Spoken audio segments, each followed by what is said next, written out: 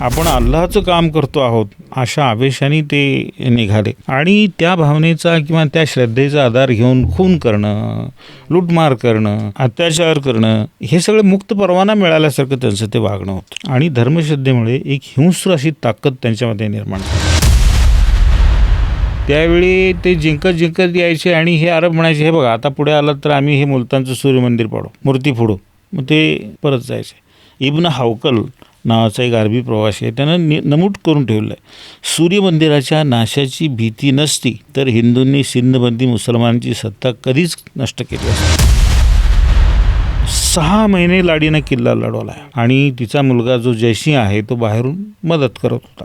इथे सुद्धा फितुरी झाली आणि तो किल्ला जिंकला. लाडी त्या अरबांच्या हातात सापडू नये म्हणून तिनं तट उंच होते त्या तटावरून उडी मारून तिनं त्या केली.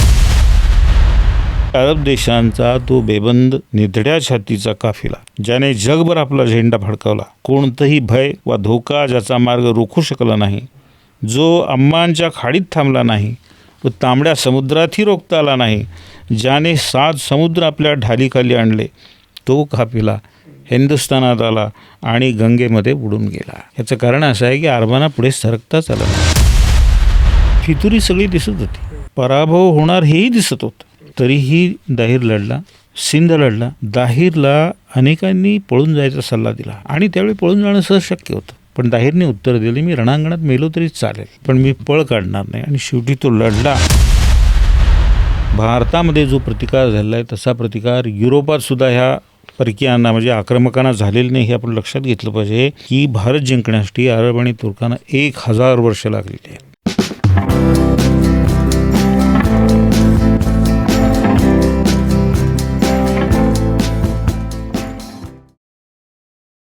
दास्ताए दाहीर या कादंबरीबद्दल आपण मागच्या भागात बोललो होतो.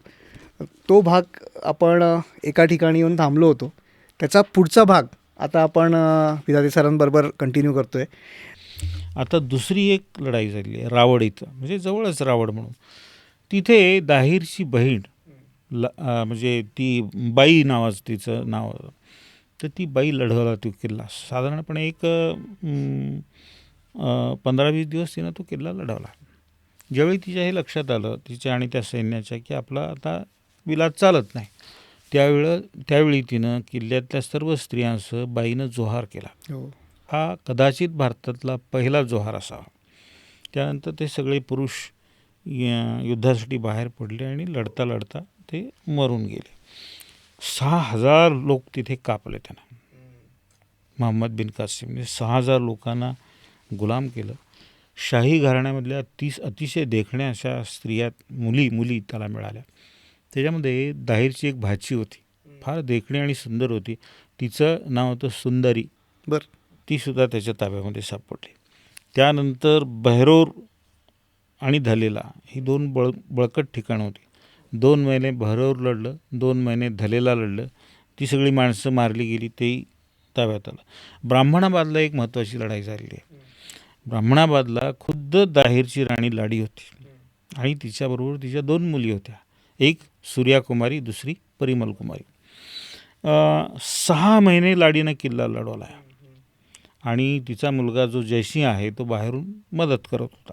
इथे सुद्धा फितुरी झाली आणि तो किल्ला जिंकला.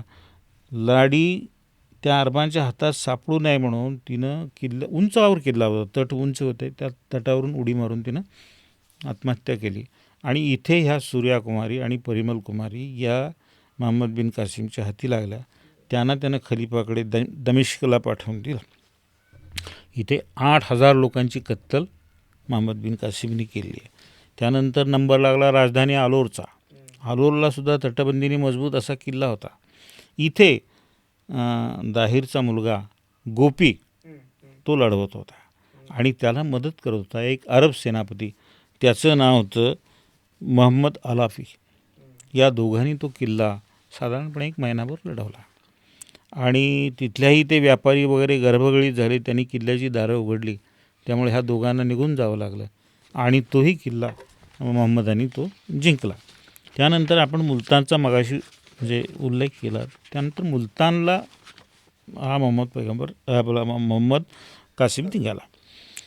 यानं काय केलं, भाटिया, आशकलंदा, सक्का ही जी ठिकाणं होती ती जिंकली आणि तो मुलतानला आला. मुलतान हे चिनाब नदीच्या काठी वसलेलं शहर आहे. याचं पूर्वीचं नाव होतं सांभपूर. बरं. कारण श्रीकृष्णाचा मुलगा सांब यानं ते वसवलं अशी एक आख्यायिका होती. नंतर त्याचं नाव मुलतान पडलं. मूलस्थान पण त्याला मूलस्थानी म्हणतात, पण त्याचं मूळ नाव सांभपूर असं होतं. तिथे एक सूर्यमंदिर होतं प्रसिद्ध. युआन शॉंग हा चिनी प्रवासी मुलतानला त्यावेळी प्रवास करत आला. त्यांना नोंदवून ठेवलेलं आहे की सूर्यमंदिरासह आणखी 7 सुंदर मंदिरं, अशी 8 सुंदर मंदिरं मुलतानमध्ये आहेत. इथे काय झालं होतं की दाहिरचा पुतण्या होता गुरसिया, बरं. तो आणि कुंदलाई आणि बजराताकी असे 2 अधिकारी होते. यांनी साधारणपणे 1-2 महिने मुलतान लढवलं. मुलतान कसं पडलं, कारण शिनाब नदीतून आतमध्ये पाणी पुरवठा करणारी एक नहर होती. एका फितुराने त्या महम्मदाला ती नहर दाखवली, तिचं तोंड दाखवलं, त्यानं ते बुजवलं. आत पाण्याचं शॉर्टेज सुरू झाल्यानंतर हे मुलतानमधले सगळे बाहेर पडले. लढत लढत ते मरून गेले. आता इथे एक तुम्हाला हे सांगतो तर त्यावेळी सूर्यमंदिर तिथं का होतं, त्यावेळी सौराष्ट्र आणि राजस्थान याच्यामध्ये सूर्य पूजा करणारे फार मोठ्या संख्येने लोक होते. हो. आणि तुम्ही म्हणता ते त्यांनी मोहम्मद बिन कासिमने ते मंदिर पाडलं नाही, अरबानी पाडलं नाही. त्याचं कारण हे आहे की मोठ्या प्रमाणावर तिथे यात्रेकरू येत होते. त्याच्यामध्ये उपहार भेटी बऱ्याचशा मिळत होत्या आणि बराचसा फायदा त्यांचा होत होता. त्यामुळं ते मंदिर त्यांनी तसंच ठेवलं, म्हणजे मुलतानचं सूर्यमंदिर त्यांनी तसंच ठेवलं. पुढे काय झालं की ज्यावेळी अरबांवर ते सिंध जिंकण्यासाठी ज्यावेळी हिंदुशाही राजांनी आक्रमणं सुरू केली, त्यावेळी ते जिंकत यायचे आणि हे अरब म्हणायचे, हे बघा आता पुढे आलं तर आम्ही हे मुलतानचं सूर्यमंदिर पाडू, मूर्ती फोडू. मग ते परत जायचे. इब्न हौकल नावाचा एक अरबी प्रवासी आहे, त्यानं नमूद करून ठेवलं आहे, सूर्यमंदिराच्या नाशाची भीती नसती तर हिंदूंनी सिंधमध्ये मुसलमानांची सत्ता कधीच नष्ट केली असते. बरं. हे मंदिर कुणी नष्ट केलं? इस्माइली पंथाचा जलम बिन शायबानी नावाचा एक शासक होता मुलतानला. सन 985 नंतर कधीतरी हे मंदिर त्यानं नष्ट केलं. या मोहिमेसाठी हज्जाजनी 6 कोटी दिरहम खर्च केले. एकट्या मुलतानमध्ये त्याला 12 कोटी दिरहम मिळाले, म्हणजे इतका लाभ त्याला झाला. आता आपण म्हणतो दाहिरचा पराभव झाला. मी सांगितलं तुम्हाला इकडे तिकडे सगळीकडे पराभव झाला. याची कारणं काय होती? दाहिरच्या पराभवाची कारणं काय? एक असं आहे की अरबांचं लष्करी श्रेष्ठत्व आणि सिंधची आर्थिक हलाकी. अरब त्यावेळी विशाल साम्राज्य अरबांच्या मागं उभं होतं. सगळीकडचे सोर्सेस त्यांना होते, साधनसामुग्री होती आणि मनुष्यबळाची कमतरता नव्हती. इथे आल्यानंतर सिंधी लोक त्यांना मिळाले. दाहिरचं तसं नव्हतं. सिंध हा तसा गरीब प्रदेश आहे, पाऊस कमी पडतो, सिंधू नदी जाते, त्याच्या आजूबाजूची जी हिरवळ आहे तिथंच तेवढं काय पिकणार, बाकी सगळा तो वाळवंटी प्रदेश असल्यासारखा आहे, नापीक प्रदेश असल्यासारखा आहे. त्यामुळं दाहिरकडे पैसा नव्हता, तेवढं मोठं सैन्य ठेवायला किंवा आरमार ठेवायला त्याच्याकडे पैसा नव्हता. दुसरं सिंधमध्ये सामाजिक बिकी होती, फूट पडलेली होती. हिंदू आणि बौद्धांमध्ये दुरावा वाढलेला होता. ते एकमेकाला पाण्यात बघत होते. बौद्धांना दाहिरविषयी अजिबात आस्था नव्हती. त्यांना तो राजा म्हणून त्यांना नकोच होता. ते अरबांना मिळाले. त्याने असं आम्ही अहिंसावादी आहोत, आम्ही शांततावादी आहोत अशा आवरणाखाली ते लढायचं त्यांनी टाळलं. सिंधमध्ये सामाजिक विषमता फार मोठ्या प्रमाणावर होती. मेड, लोहाणा, जाट ह्या ज्या जाती होत्या ह्या थोड्याशा गुन्हेगारी स्वरूपाच्या जाती होत्या. त्यामुळं राज्यकर्त्यांनी त्यांच्यावर कठोर निर्बंध लादलेले होते. बरं. त्यामुळे हे असंतुष्ट लोक पण झुंजार आणि लढाऊ होते, ते मोहम्मद बिन कासिमला मिळाले आणि त्याच्या सैन्यामध्ये ते भरती झाले. तिसरं कारण विश्वासघात, फितुरी. हो. हे ब्राह्मण, हिंदू ब्राह्मण, बौद्ध श्रमणी हे उच्च वर्गातले जे लोक होते ते फितूर झाले. दाहिरचे काही अधिकारी फितूर झाले. मी ते नावं सांगितले. महम्मदानी जागोजागी अमानुष कत्तल केली, लोकांच्या मनामध्ये भय बसवलं आणि मग त्यांना म्हणजे भीती घालून त्यांना त्यांच्याकडून सहकार्य घेतलं किंवा फितूर केलं त्यांना. पाकिस्तानी इतिहास संशोधक आहेत डॉक्टर खान, ते काय म्हणतात, दाहिरने बौद्धांना कारभारात महत्त्वाचं स्थान दिलं, पूर्ण विश्वास त्यांच्यावर त्याने टाकला, तरीही ते फितूर झाले. दाहिरने या फितुरांना वेळी शासन केलं नाही. शासन करणंही शक्य नव्हतं, कारण इतकं फितुरीचं पेव फुटलेलं होतं, कोणाकोणाला शासन करणार. त्याच्यानंतर अंधश्रद्धा आणि ज्योतिषावर असलेला विश्वास. त्यावेळी अंधश्रद्धा सगळीकडे खूप होती आणि ज्योतिषावर फार विश्वास होता. या ब्राह्मणांनी ह्या श्रमणींनी काय केलं, राज्य इस्लामचं येणार असली भंपक भाकीतं वर्तवून लोकांचा आत्मविश्वास खच्ची केला.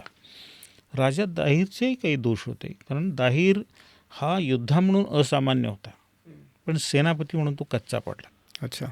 वैरी घरामध्ये आलं तरी त्याच्या हालचाली जलद झाल्या नाहीत. दुसरं असं की त्याचे सुभेदार हे विरोधात वागत होते, कोणालाही त्यानं कठोर शासन केलं नाही, कारण शासन करण्यासारखी परिस्थिती नव्हती. आणि दुसरा एक दोष असा आहे की त्यानं सैन्य मत्तीला इकडे तिकडे पाठवलं नाही, सगळं सैन्य स्वतःजवळ ठेवलं. आता याचं कारण काय? दाहीरकडं मुळात सैन्य कमी होतं. ते जर त्यानं प्रत्येक ठिकाणी असं विखरून टाकलं असतं तर त्याच्याजवळ काहीच राहिलं नसतं, अंतिम लढाईसुद्धा त्याला देता आली नसती. ही दाहीरची अडचण होती. सिंध हा भारतापासून वेगळा पडला, तो सरहद्दीवरचा प्रदेश होता, मध्यवर्ती सत्ता नव्हती, त्यामुळं भारतीय राजाने त्याला मदत केली नाही. सिंध वेगळा पडला, एकटा झुंजला, एकटा लढला आणि एकटा पडला. अरबांचा धार्मिक कडवेपणा हा एक कारण आहे. हो. ते धर्माच्या प्रेरणेने भारलेले होते. आपण अल्लाहचं काम करतो आहोत अशा आवेशाने ते निघाले आणि त्या भावनेचा किंवा त्या श्रद्धेचा आधार घेऊन खून करणं, लूटमार करणं, म्हणजे अत्याचार करणं, हे सगळं मुक्त परवाना मिळाल्यासारखं त्यांचं ते वागणं होतं. आणि धर्मश्रद्धेमुळे एक हिंस्र अशी ताकद त्यांच्यामध्ये निर्माण झाली. या भारतीय धर्मामध्ये एवढी स्फोटक अशी प्रेरणा नव्हती. मुळात कसं आहे, आपला देश आणि धर्म संकटात सापडला आहे याची जाणीवच म्हणजे भारतीय राजांना नव्हती, त्यामुळे त्यांनी सिंधला मदत केली नाही. आता सगळ्यात महत्त्वाचा भाग असा आहे की या मोहम्मद बिन कासिमने एवढा मोठा विजय मिळवला, पण सिंध पराभव झाला तरी 1.5 वर्ष लढला सिंध, हे आपण लक्षात ठेवलं पाहिजे. सिंधच लढला नाही. सिंध जिंकल्यानंतर अरबांनी भारतावर आक्रमण करायचे अनेक प्रयत्न केले, पण भारतीय राजाने ते सगळे हाडून पाडले. सिंधच्या पुढे अरबांना येता आलं नाही. सिंधमधली सत्तासुद्धा भारतीय राजांनी क्षीण करून टाकली. एक ह्या बाबतीत मौलाना अल्ताफ हुसेन हाली एक शायर आहेत, त्यांनी या अरबांचं जे आक्रमण झालेलं आहे त्याच्यावर 4 ओळी त्यांनी लिहिलेल्या आहेत. ते म्हणतात, वो दीने हिजाजी का बेबाक बेड़ा, निशां जिसका अक्स ए आलम में पहुँचा, मुजाहिम हुआ कोई खतरा न जिसका, न अम्मा में ठटका न कुलजम में झिझका, किए पै सिफर जिसने सातो समंदर, व डूबा दहन ए गंगा में आकर. याचा अर्थ असा आहे की अरब देशांचा तो बेबंद निधड्या छातीचा काफिला, ज्याने जगभर आपला झेंडा फडकावला, कोणतंही भय वा धोका ज्याचा मार्ग रोखू शकला नाही, जो अम्मांच्या खाडीत थांबला नाही व तांबड्या समुद्रातही रोखता आला नाही, ज्याने 7 समुद्र आपल्या ढालीखाली आणले, तो काफिला हिंदुस्थानात आला आणि गंगेमध्ये बुडून गेला. याचं कारण असं आहे की अरबांना पुढे सरकताच आलं नाही. आता मोहम्मद बिन कासिमचा अंत कसा झाला, कसा मेला तो, याची 2 कारणं सांगितली जातात. एक म्हणजे दाहीरच्या मुली सूर्याकुमारी आणि परिमल कुमारी यांनी मोहम्मद बिन कासिमवर खोटे आरोप लावले. दुसरं, खलिफा वलीद आणि त्याचा भाऊ सुलेमान यांनी त्याला मोहम्मदाला ठार मारायचा हुकूम दिला. दोन्ही कारणं खरी आहेत आणि ती एकमेकाला पूरक आहेत. कशी पूरक आहेत? ज्यावेळी दाहीरच्या कन्यांना खलिफापुढे पेश केलं त्यावेळी तो त्यांचा उपभोग घेणार त्याच्या आधीच त्यांनी बतावणी केली. त्यांनी खलिफाला असं सांगितलं की आम्हाला मोहम्मदाने आधीच भ्रष्ट केलेलं आहे, आमच्याकडचे राजे हे असे खपवून घेणार नाहीत, अशा भ्रष्ट गोष्टीचा ते स्वीकार करत नाहीत, तर तुम्ही कसं काय. तो भडकला खलिफा, त्याचा राग त्यांनी भडकवला. कसली शहानिशा त्यानं केली नाही, त्यांचा उपभोग घेणं लांबच आहे. त्यानं पहिला हुकूम पाठवला की त्याला धराने इकडे पाठवा. त्याचा हुकूम असा होता की जनावराच्या ओल्या कातड्यामध्ये त्याला घाला आणि शिवाणी पाठवा. त्यानंतर हा वलीद जो आहे हा हुकूम दिला आणि 23 फेब्रुवारी 715 रोजी हा वलीद वारला. त्याचा धाकटा भाऊ सुलेमान खलिफा झाला. आता ह्या सुलेमानचं आणि वलीदचं पटत नव्हतं, कारण तो राज्यकर्ता होता, यालाही खलिफा व्हायची महत्त्वाकांक्षा होती, दोघांमध्ये वैर होतं. आता त्यावेळी हा हज्जाज, हा इमामुद्दीन महम्मद बिन कासिम हे वलीदचे चाकर होते, त्यामुळं सुलेमानला विरोध करणं हे ओघाने आलंच ना.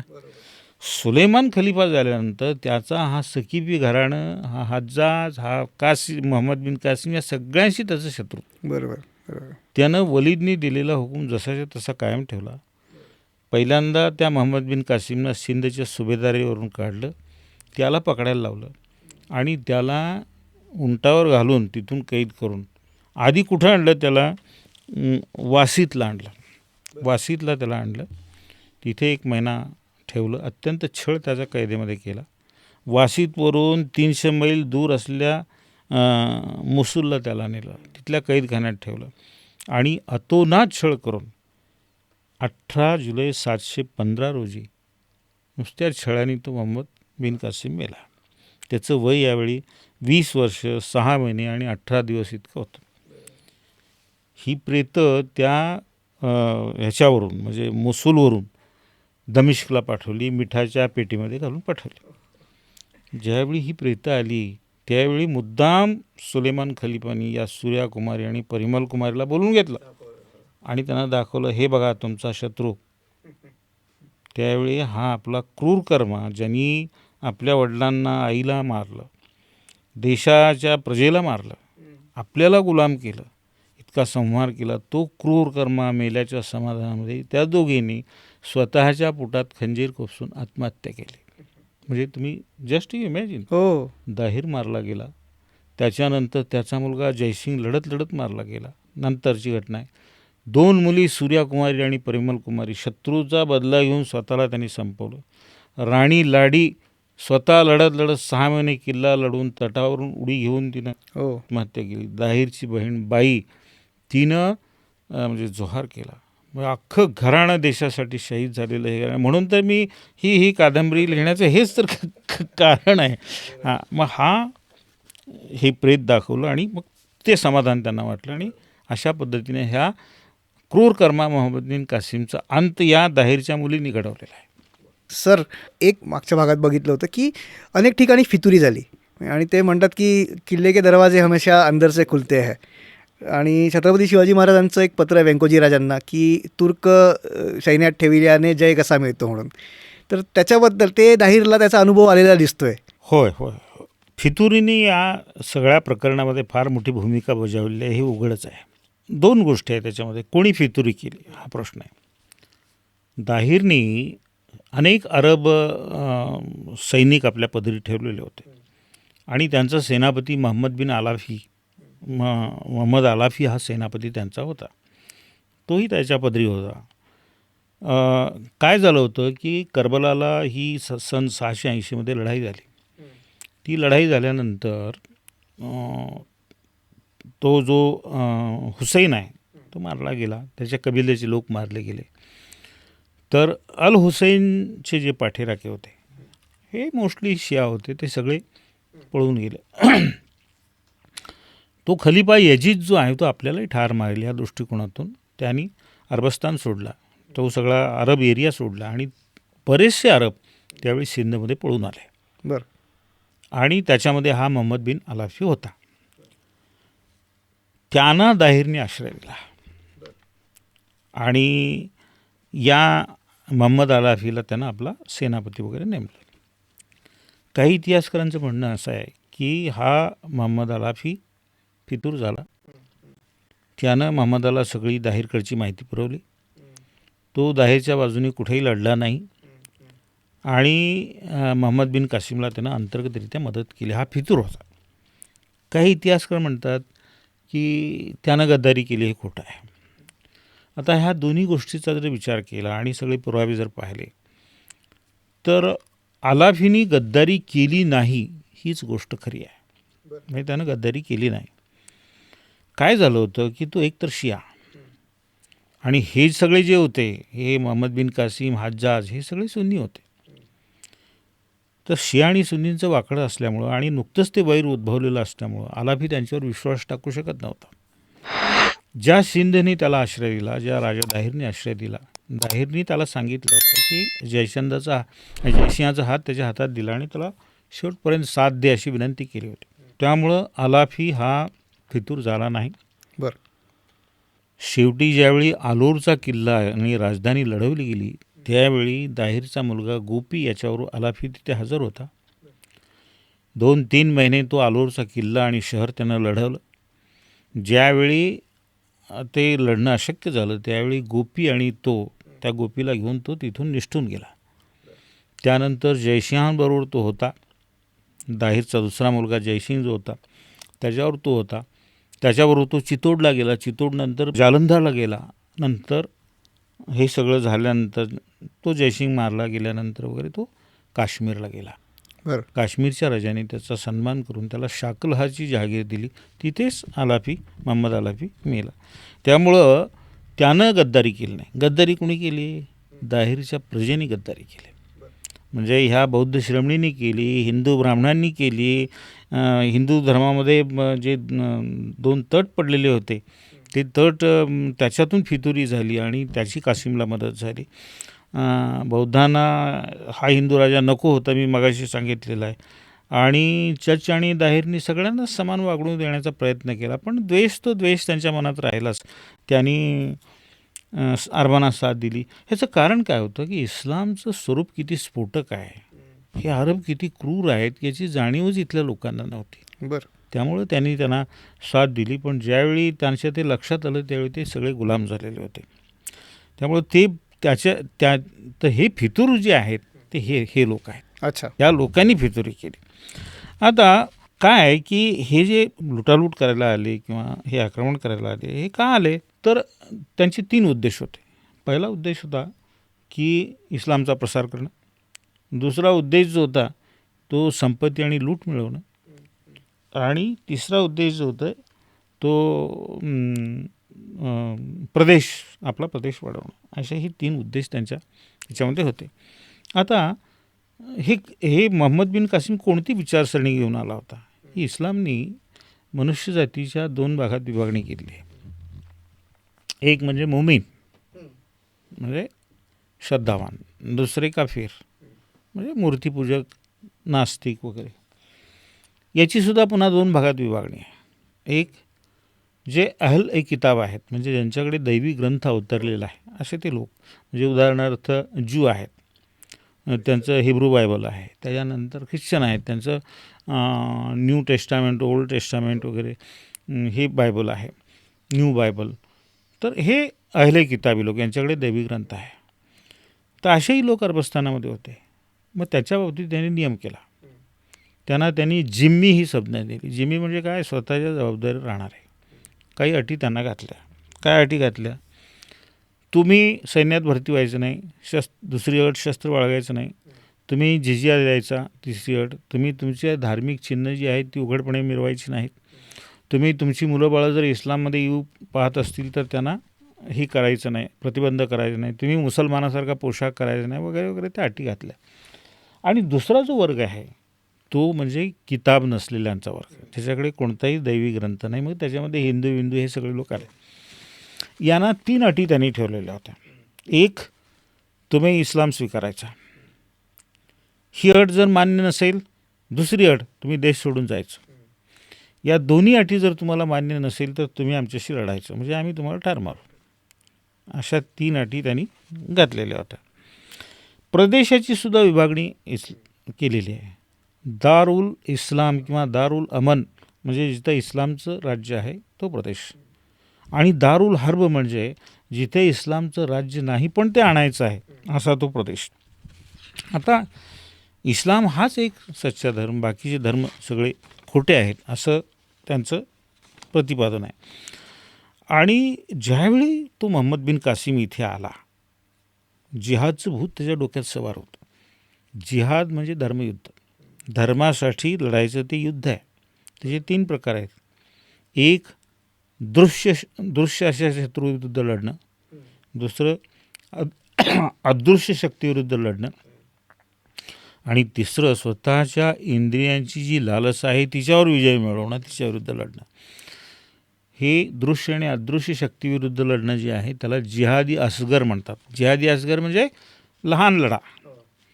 आणि इंद्रियाविरुद्ध जे युद्ध आहे त्याला जिहादी अकबर म्हणतात, म्हणजे तो मोठा लढा. तर हा अशा याच्याने तो इथे आलेला होता. त्यानं सिंध जिंकला. मग आता ह्या जिहादच्या अटीप्रमाणे 3 अटी मी सांगितल्या, हो त्या 3 अटीप्रमाणे सिंधच्या लोकांना वागवणं भाग होतं ना. बरोबर. पण समजा त्यांना देशातून हाकलं, ते मुसलमान व्हायला तर तयार नव्हते. त्यांना समजा देशातून हाकलं, ठार मारून टाकलं, राज्य कोणावर करणार. आणि अरब हे अल्पसंख्याक होते, ते काही इथले तज्ज्ञ नव्हते ना. इथला प्रदेश, इथली भूरचना, इथलं कृषी पद्धती, इथलं दळणवळण ह्यापैकी कशाचीच त्यांना माहिती नव्हती. त्यामुळं याच लोकांना हाताशी धरून इथलं प्रशासन चालवणं भाग आहे हे मोहम्मदाच्या लक्षात आलं. त्यांना हज्जाजला कळवलं की अशा अशा अडचणी आहेत, हे आपले जिहाद वगैरे आपण जे काही या तत्त्व आहेत ते इथं लागू करता येणार नाही. हज्जाजने त्याचा विचार केला, त्यानं खलिफाची परवानगी घेतली आणि मग ही काफिर वधाला जे पात्र होते त्यांनासुद्धा त्यांना जिम्मीचा दर्जा द्यावा लागला. बरं. त्यांनाही त्याच अटी घातल्या, म्हणजे त्यांनी जिजिया द्यावा, नवीन मंदिरं बांधू नयेत, जुन्यांची डागडुजी करायची तर परवानगी घ्यावी वगैरे वगैरे. अशा प्रकारे मोहम्मद बिन कासिमनी त्या समस्येतून वाट काढली आणि हीच वाट पुढे राजमार्ग बनला. आणि पुढे जे तुर्क आणि हे जे मोगल बिगल हे जे आले त्यांनी हाच राजमार्ग तो हे केला. आणि आता हे कसं आहे माहिती आहे का, मी तुम्हाला सांगत होतो की दाहीर सगळे फितुरी सगळी दिसत होती, पराभव होणार हेही दिसत होतं, तरीही दाहीर लढला, सिंध लढला.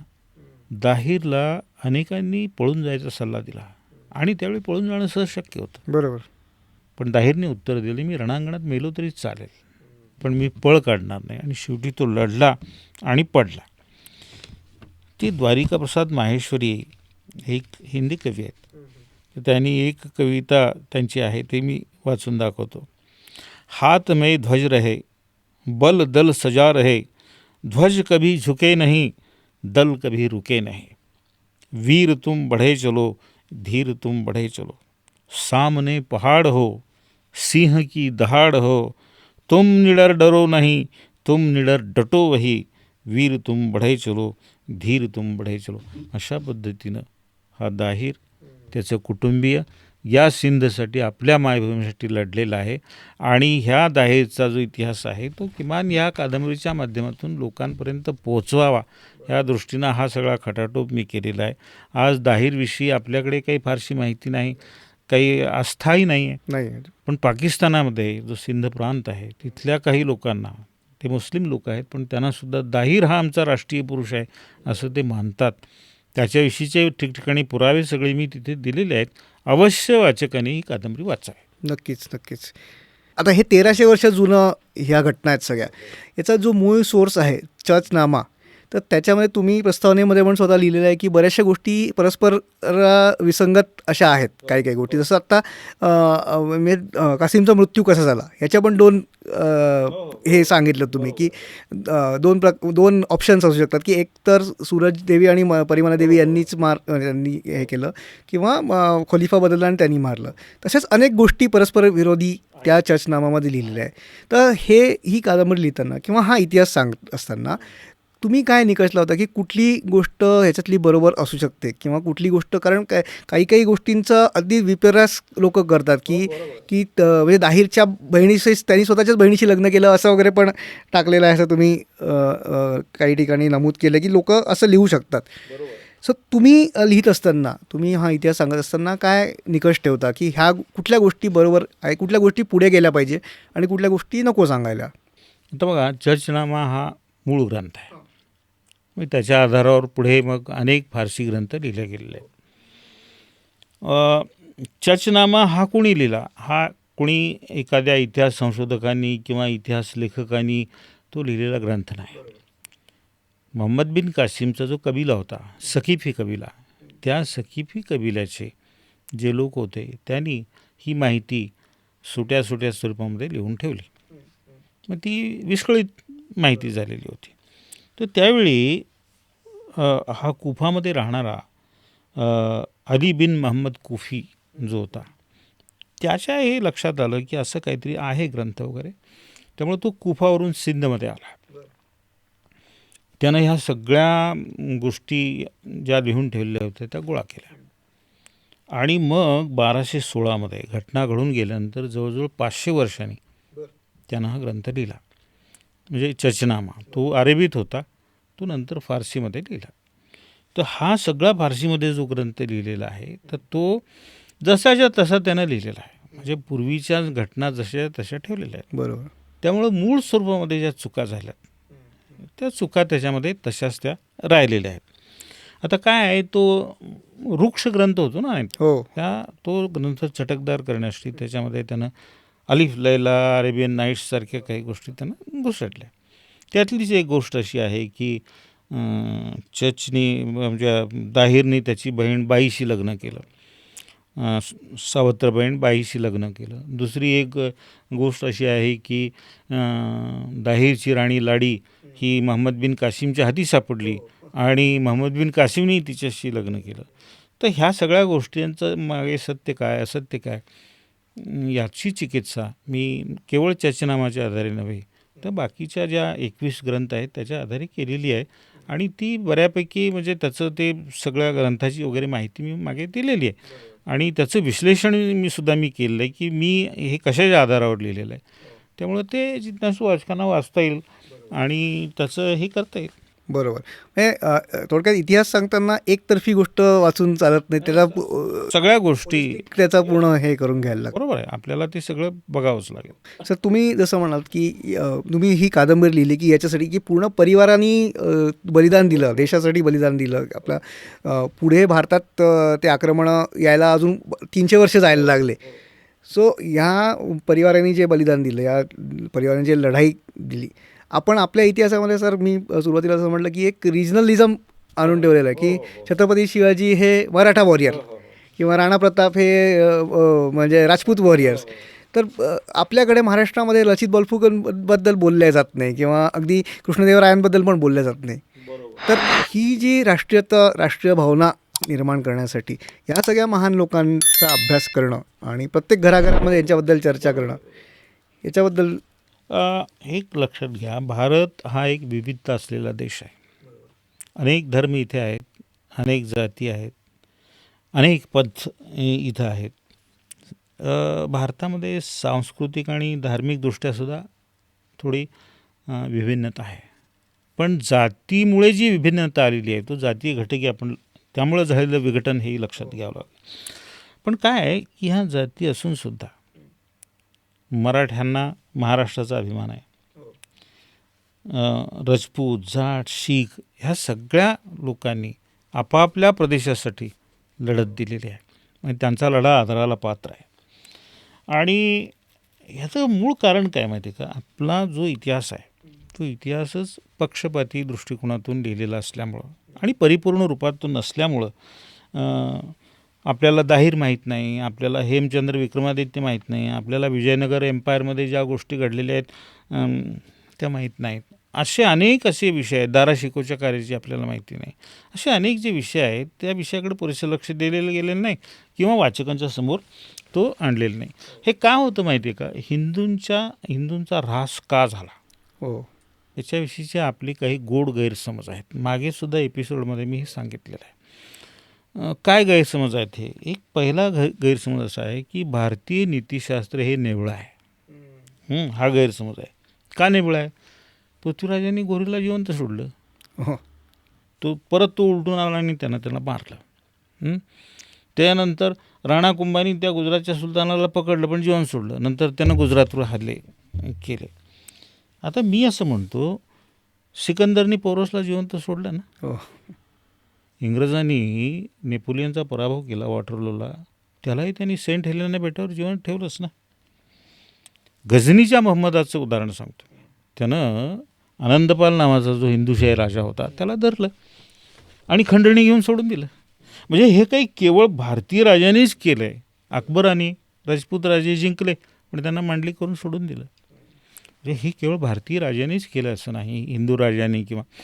तर अनेक राजे म्हणजे बाहेरचे आहेत म्हणजे परकीय राजे आहेत त्यांनी सुद्धा असा हा व्यवहार केलेला आहे. त्यामुळं नीतिशास्त्र नेभळट आहे असं म्हणणं योग्य नाही. जिताला जिवंत सोडतो हा त्याच्या आत्मबलाचा अहंकार असतो. नीतिशास्त्राशी त्याचा काही संबंध नसतो, त्याचा तो व्यक्तिगत अहंकार असतो. बरोबर. त्याचा आधार घेऊन तुम्ही नीतिशास्त्र नेभळं असं म्हणण्यात काही अर्थ नाही. दुसरं आपला गैरसमज असा आहे, एकराष्ट्रीयत्वाची भावना जी आहे ती आपल्यामध्ये नाही, असा एक गैरसमज आहे.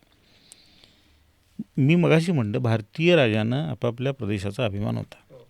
मराठ्यांना महाराष्ट्राचा अभिमान होता, शिसुद्यांना मेवाडचा अभिमान होता, राठोडांना मारवाडचा होता, हाडांना हाडावतीचा, भट्टींना जैसलमेरचा, कछवांना अंबरचा, शिखांना पंजाबचा, चव्हाणांना सांभरचा, असे अभिमान असलेले हे लोक होते आणि आपापल्या प्रदेशाच्या रक्षणासाठी प्राणपणाने ते लढले. आता तुम्ही युरोप बघा, आपण एकसंध नव्हतो असा आरोप जर असेल तर युरोप कुठं एकसंध होता? इटली होता, जर्मनी होता, इंग्लंड होता, ते कधी एकसंध युरोप झालाच नाही. इवन मध्य आशियामध्ये सुद्धा मुसलमान ज्या राजवटी होत्या त्यासुद्धा एकसंध झाल्या नाहीत. तेव्हा एक राष्ट्रीयत्वाचा अभाव हे जे कारण आहे ते काय योग्य आणि पुरेसं कारण म्हणता येणार नाही. आणखी एक गैरसमज विशेषतः सुशिक्षित लोकांमध्ये आहे. कोणी यावं, आमच्यावर आक्रमण करावं आणि आम्हाला मारावं असा जगाच्या पाठीवरचा एकमेव दुर्दैवी देश म्हणजे भारत. असा एक फार मोठा गैरसमज आपला आहे. आम्ही नादान, आम्हाला आत्मरक्षण वगैरे करता आलं नाही. दुसऱ्या शतकापासून युरोपमध्ये तुम्हाला सांगतो, ही ज्या Germany, Russia, Italy, Spain, England, France यांच्यावर हुण, बल्गर, आवार, खजार, पज्जेनाक, मागियार, मंगोल या रानटी जमातींनी इतकी आक्रमणं केली आहेत. 1000 वर्ष ही आक्रमणं त्यांनी झेलली. आणि आज त्या गोऱ्यामध्ये जे रक्त युरोपियनामध्ये आहे ते ह्या रक्ताचा सुद्धा, ह्या आक्रमकाच्या रक्ताचा सुद्धा अंश आहे. अशा परिस्थितीमध्ये आपण असं म्हणणार का की एक राष्ट्रीयत्व आमच्याकडे नव्हतं म्हणून आम्ही पराभूत? मग युरोपमध्ये काय झालं? ही आक्रमणं सगळीकडे झालेली आहेत. आणखी एक समज असा आहे, कुणी यावं, आक्रमण करावं, अशा पद्धतीचं, आणि आमच्या दुही आहे, राष्ट्रघातकी प्रवृत्ती आहे. त्यामुळं त्याच्यासाठी आपण जयचंदाचं उदाहरणं पुढे करून मोकळे होतो. आम्ही आमंत्रण दिलं, या आम्हाला मारा, त्यामुळं आपण पराभूत झालो. लक्षात घ्या, जिंकू शकणारा किंवा जिंकू पाहणारा कोणताही राजा कोणाच्याही आक्रमणाची कधीही वाट बघत नाही. बरोबर. आणि दुसरं एक सांगतो तुम्हाला की जयचंदानी म्हणजे पृथ्वीराजाचा पराभव करण्यासाठी महम्मद घोरीला निमंत्रण दिलं, ही गोष्ट सपशेल खोटी आहे. हो, त्याच्यावर आता नवीन पुरावे पण आले की जयचंद हा स्वतः एक मानी राजा होता. आणि नाही, तो म्हणजे कुलपती वैद्य नावाचे एक संशोधक विद्वान आहेत, त्यांनी याच्यावर फार मोठं संशोधन केलेलं आहे. कुठलाही पुरावा त्याला नाही आहे की जयचंदांनी महम्मद घोरीला बोलवलं. हां, तुम्हाला एवढं म्हणता येईल की जयचंद त्या पृथ्वीराजांनी तयार केलेल्या राजांचा जो संघ होता गोरीविरुद्ध लढताना, त्या संघात तो सामील झाला नाही, एवढं तुम्ही म्हणू शकता. त्याच्यावर तुम्ही राष्ट्रद्रोहाचा आरोप नाही करू शकत. आणि युरोपीय राष्ट्रसुद्धा आपापसात लढत होतीच, आपलीच राज्य लढत होती असं नाही. युरोपमध्ये जर्मनी, फ्रान्स जर्मनीशी, इटली आहे, प्रशिया आहे, ही सगळी राष्ट्र लढत होती. मध्य आशियामध्ये मुसलमान राष्ट्रसुद्धा एकमेकाशी लढत होते.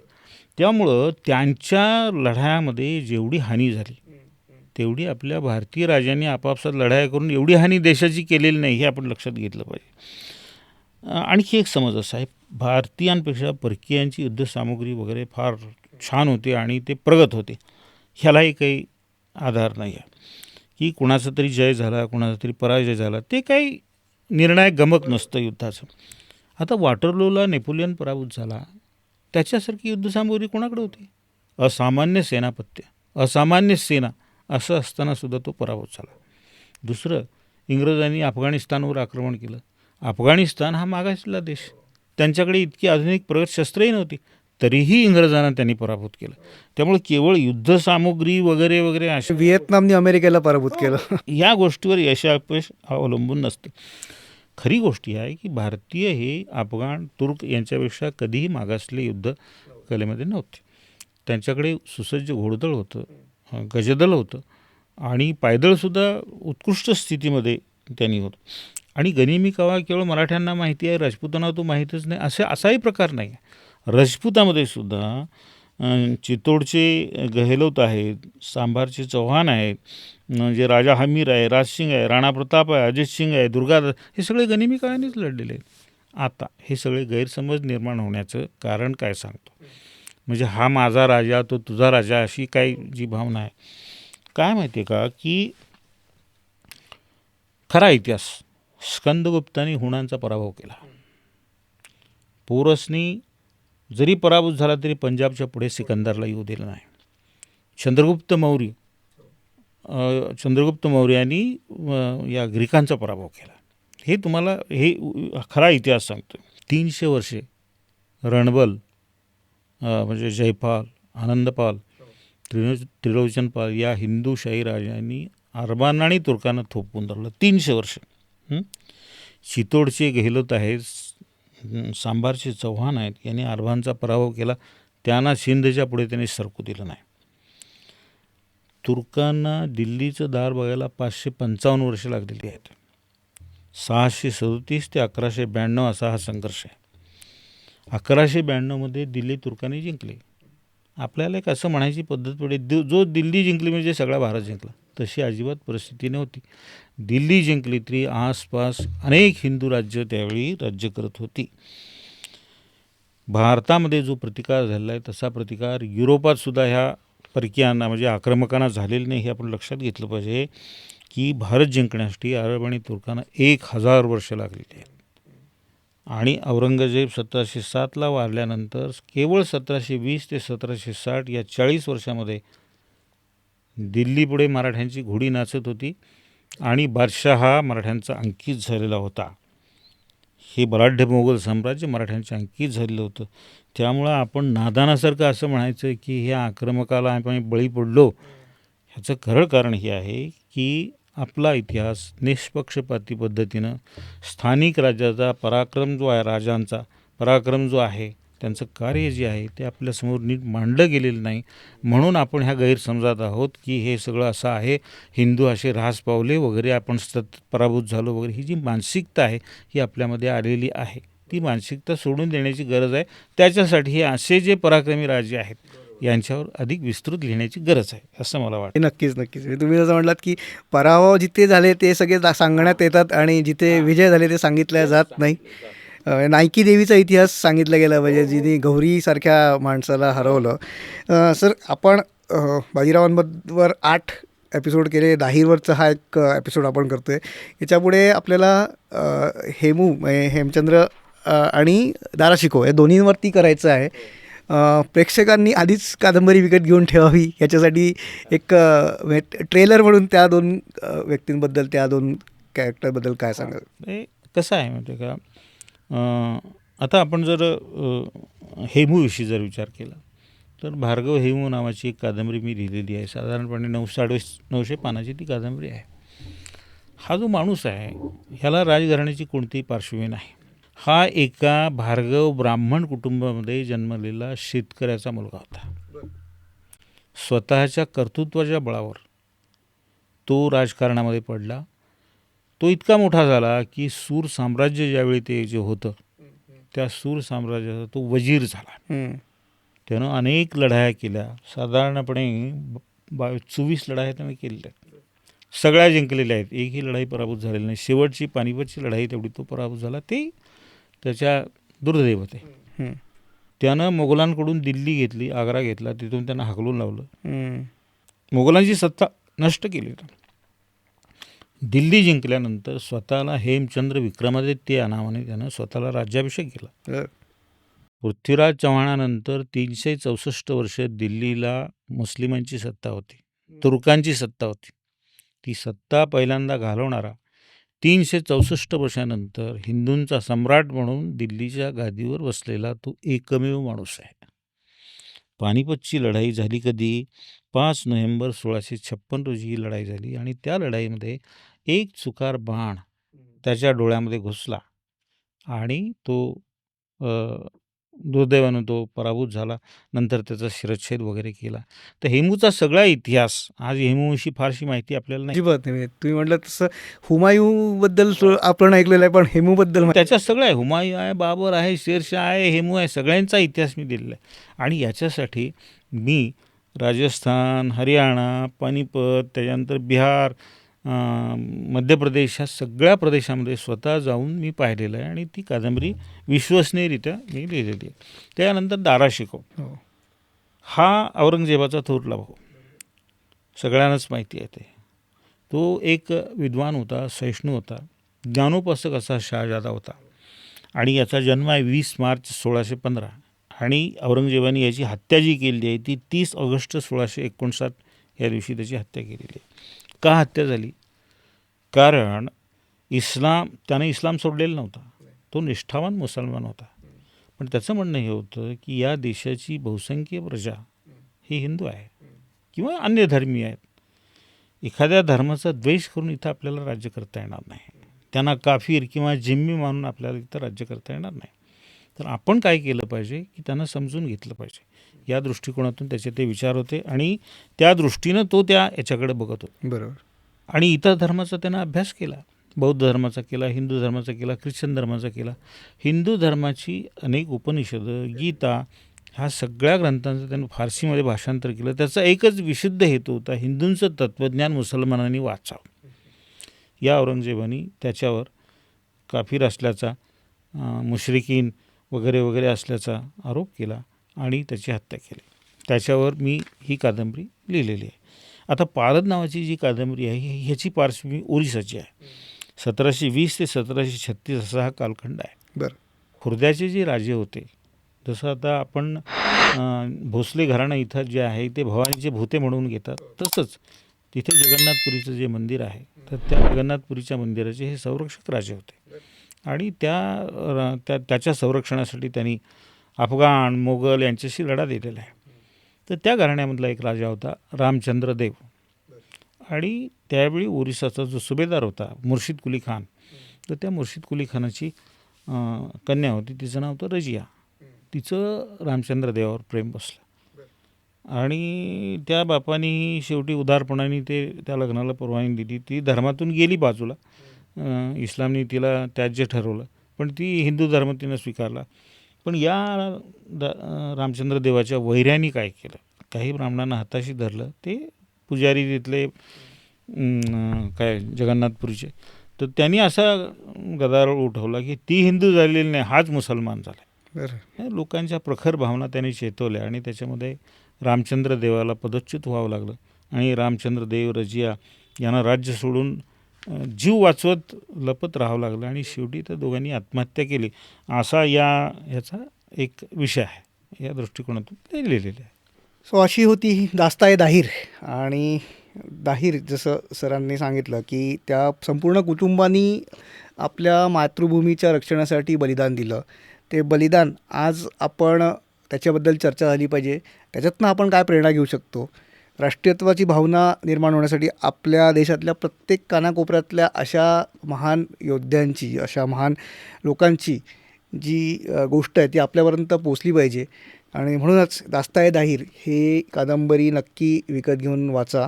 याच व्यतिरिक्त सरांनी आत्ता ज्या कादंबऱ्यांबद्दल एक ट्रेलर दिलं की हेमू, भार्गव हेमू आहे, दारा शिकोह आहे, पारद आहे, त्या पण कादंबऱ्या नक्की विकत घेऊन वाचा. सो पुढच्या वेळेस जेव्हा सर येतील त्या विषयांवरती बोलायला, तेव्हा आपल्याला त्याच्याबद्दल थोडंफार काहीतरी माहिती असेल. सगळ्या कादंबऱ्यांची जी लिंक आहे विकत घेण्यासाठी ती डिस्क्रिप्शन बॉक्समध्ये देतो आहे. सो सर, तुम्ही दाहीरबद्दल एवढं सुंदर सगळ्या गोष्टी सांगितल्या आम्हाला, एक नवीन हिरोबद्दल आम्हाला तुमच्या माध्यमातून जाणून घ्यायला मिळालं. असंच हेमचंद्रांबद्दल, असंच दारा शिकोहबद्दल, असंच पारदबद्दल पण आपल्याला तुमच्याकडनं ऐकून घ्यायचं आहे. सो तोपर्यंत पुढच्या भागात आपण त्या सगळ्यांबद्दल बोलणारच आहोत. तोपर्यंत तुम्ही आलात त्याच्याबद्दल खूप खूप धन्यवाद. नमस्ते, धन्यवाद.